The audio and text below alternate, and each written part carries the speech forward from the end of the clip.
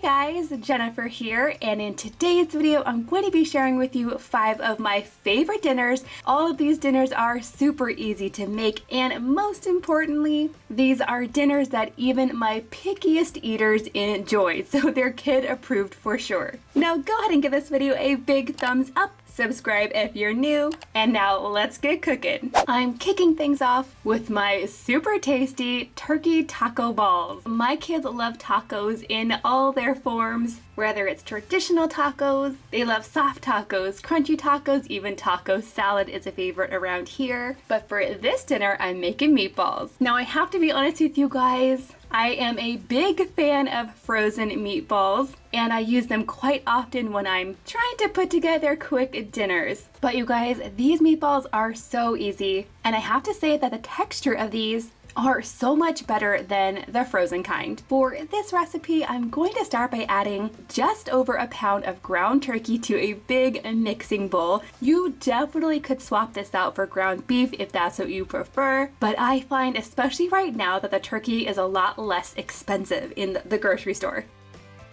To my ground turkey, I'm also going to add half a cup of plain breadcrumbs, followed by a 1/4 cup of taco seasoning, a 1/4 cup of shredded cheddar cheese, half a teaspoon of salt, and 2 teaspoons of salsa. And I'm making sure to use mild so it won't be too spicy for my kids. Now to help these meatballs stick together, I'm also adding in 1 egg, and then I just have to mix this all together. And you guys, I know a lot of people say the best way to mix up meatballs or meatloaf is by hand, but right before I started making this dinner, I actually just put on a fresh new set of nails, and I do not want to get them all meaty. So I'm gonna go ahead and just mix this together with a fork. You know, when it comes to working in the kitchen, we all kind of just have our own ways of doing things, and that is totally fine. You do what works for you. Although most of the time I find myself making recipes kind of like how my mom used to make them. Now I would love to know in the comments down below, who has been your biggest influence when it comes to your cooking? Did you learn from your mom or your aunt or your friend or even Food Network? Let me know down below. Now you guys, here's my secret when it comes to breadcrumbs. If you've been following me on the channel for a while, you'll know that I love to make cute cutout sandwiches, and I always get a lot of concerned comments on whether or not the rest of the bread or the crusts get wasted.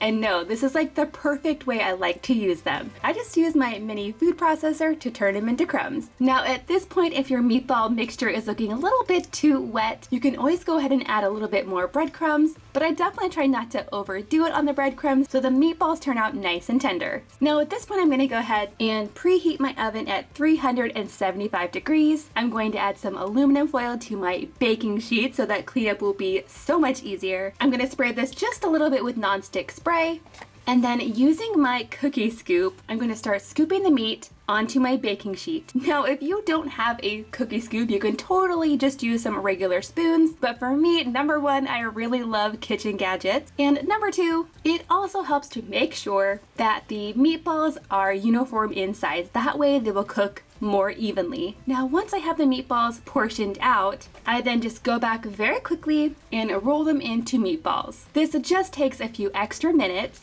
and this would be a great opportunity to let your kids come help you in the kitchen. Now with this recipe, I get about 3 trays worth of meatballs, and I just bake them in the oven for about 25 to 30 minutes. And check it out, you guys, these meatballs smell so good. They're nice and tender. You can definitely see the bits of cheese in there. And as you can probably see, each little meatball has some extra browning on one side, which gives them extra flavor. Now for my kids, I like to serve these with a little bit of Spanish rice and just a simple green salad on the side.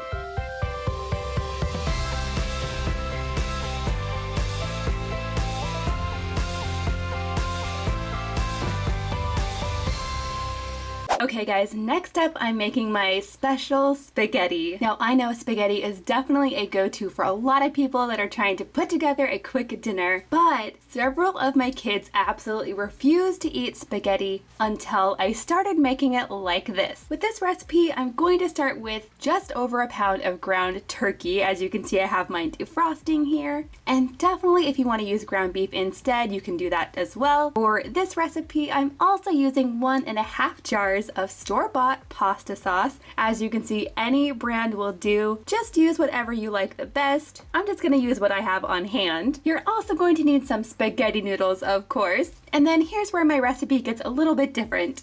For this recipe, I'm also using 1 medium onion, some grated Romano Parmesan cheese. I'm also using extra Italian seasoning, just a pinch of red pepper flakes, and then my extra special ingredient is cream.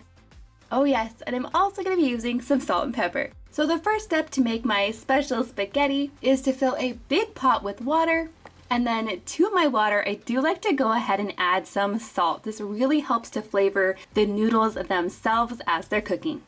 Now I'm going to get this pot on the stove so it can do its thing while I work on the next step. Now if I was making the spaghetti just for me, I would be adding mushrooms and peppers and all kinds of veggies. But I've learned the hard way that my kids like it more plain. They are okay if I put onion in this, but it seems like they appreciate the onion pieces if they're really small. If I leave them big and chunky, they're not huge fans. And honestly, I'm not super great at chopping things really small, which is why I love to use my little food chopper. Again, another kitchen gadget that I love. So now I'm going to add my turkey and my chopped onion to my pan. This is a non-stick pan, so I don't have to add any oil or grease. And I'm just going to cook this on medium until the meat is no longer pink and the onions are softened. Next, I'm going to season this up with some salt and pepper. Next, I'm going to add in my crushed garlic. This is about 2 cloves, but we really love garlic. So if you don't, you could add less. Now I like to cook this for just a few more minutes, and then at that point I can go ahead and add in the sauce. Like I said, I'm using 1.5 jars because this is kind of a big recipe. It makes a lot, but I really like having leftovers for lunch the next day, so that's totally fine with me. At this point, I'm gonna go ahead and add a little extra Italian seasoning and then give it all a big stir. Now I'm just going to pop the lid on and let this simmer away on low while I prepare the pasta.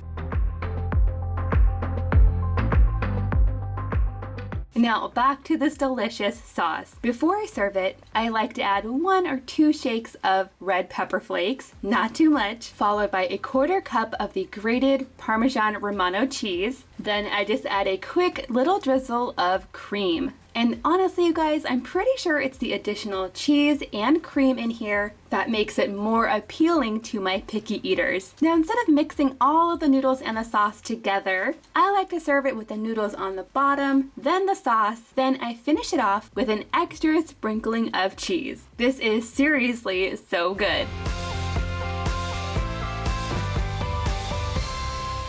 Okay guys, next up I'm going to be making a Brinner dish. Now if you've never heard of Brinner, it's basically when you have a breakfast type food for dinner. At my house we are big fans of this, especially when I make breakfast sliders. For this recipe I'm going to be using this entire package of Hawaiian rolls. I'm also using 8 eggs, about 1 cup of shredded cheddar cheese, a 1/4 cup of milk, salt, and pepper, and then of course there's the bacon. Now today I'm using pre-cooked bacon because that makes my life so much easier, but if you don't have that, you definitely could just cook up some bacon or even use slices of deli ham. That would also be super quick and easy. Now to get started, I'm going to go ahead and just crack all of my eggs into a large mixing bowl.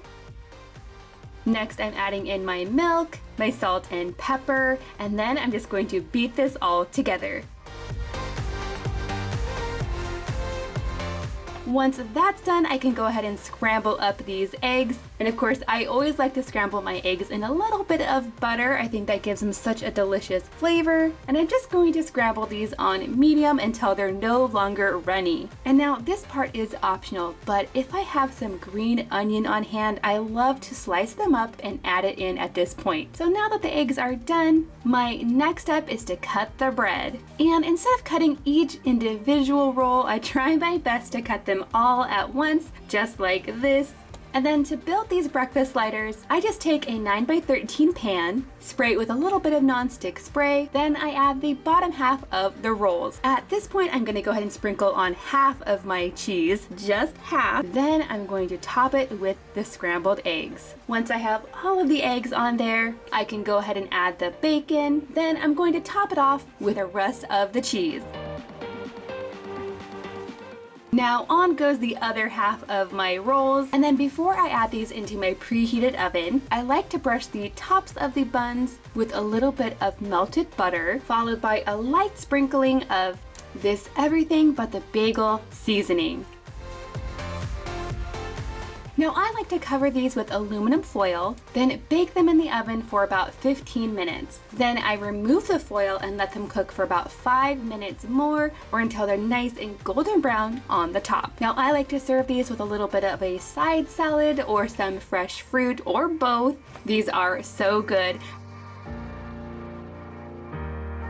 Okay guys, now that brings me to another family favorite, which is Tater Tot Casserole, but this time I'm making it a little bit different by switching out the potatoes. For this recipe, again, I'm starting with just over a pound of ground turkey. I'm also using half of an onion diced finely, 1 can of green beans, and then normally I would use a can of cream of mushroom soup, but you guys, for some reason, all the stores in my area are completely sold out. Actually, super easy to make your own cream of whatever soup. Now to make this, all you have to do is start by melting 3 tablespoons of butter. Once that's nice and melted, I'm going to add in 3 tablespoons of flour. I'm just going to whisk this together and let it cook for a couple of minutes. Once that's cooked, you can go ahead and add in 1 cup of chicken broth, followed by half a cup of milk. You're gonna go ahead and whisk that all together. Now to season this up, I'm going to add in 1 teaspoon of garlic powder and some salt and pepper to taste. And cook this on low for a few minutes or until it's nice and thickened. And check it out, you guys, this looks just like a can of cream of chicken soup, and it just took a few minutes to put together.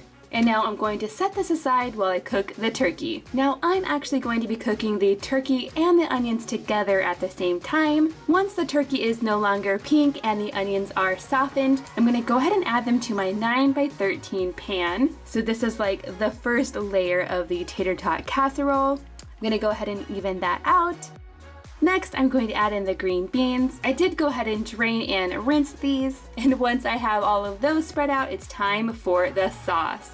Now you guys, we do not like a dry tater tot casserole, so as you can see, there is a lot of sauce here. And instead of using regular tater tots, I thought it would be super cute to use these smiley potatoes instead. Now, even though these are in a fun shape, they still taste like regular tater tots, and usually I can find these at my local Target store. I'm just gonna go ahead and layer these all across the top of my casserole, and then this just takes about 30 to 35 minutes at 375 degrees. And as you can see, as I was waiting for this in the oven, I was watching the Pioneer Woman's Insta stories. The Pioneer Woman has been such a big inspiration to me, and I just love all of her recipes. I would love to know in the comments down below, if you are a Pioneer Woman fan, which recipe of hers is your absolute favorite? I'd say mine is definitely her recipe for sloppy joes. That's another quick and easy recipe that I make all the time. Now, I like to eat this Smiley Tot Casserole just as is, but my kids really like a little drizzle of ketchup on the top. And there you have it, guys, a super delicious and easy Smiley Tot Casserole.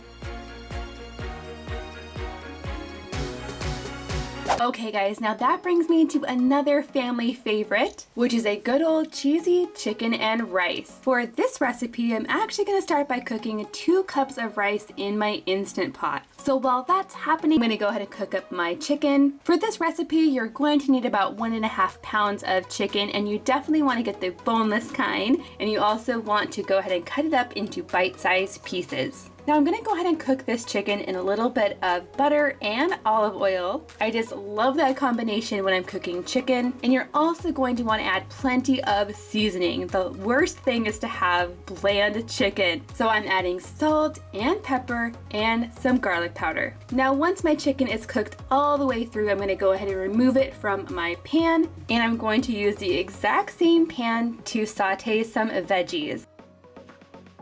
Now sometimes when I make cheesy chicken and rice, I'll add in some broccoli, but today I'm going to be using some diced onion, some diced carrots, diced sweet pepper, diced bell pepper, and diced celery. And you guys, you really could use any combination of veggies that you prefer. And if you don't like veggies, you could actually leave them out. Now I'm just gonna saute these on medium until they're nice and softened. And once that's done, I can go ahead and add all of my ingredients into a casserole dish. For my first layer, I'm gonna go ahead and add in the rice. Once that's all smoothed out, I can go ahead and add my veggies.